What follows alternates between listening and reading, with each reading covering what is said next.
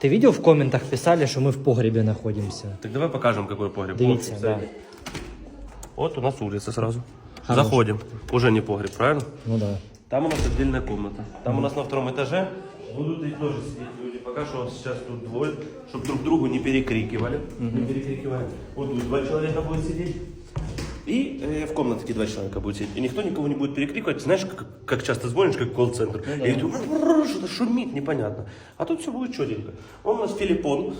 Он у нас работает уже. Маша у нас первый день после стажировки, уже у нее 1 потенциальный человек. У Артема 2 человека потенциальных. И Филиппончик сейчас А4 уже начинает играть. Да. Филиппон, что ты рассказываешь? Следующее видео.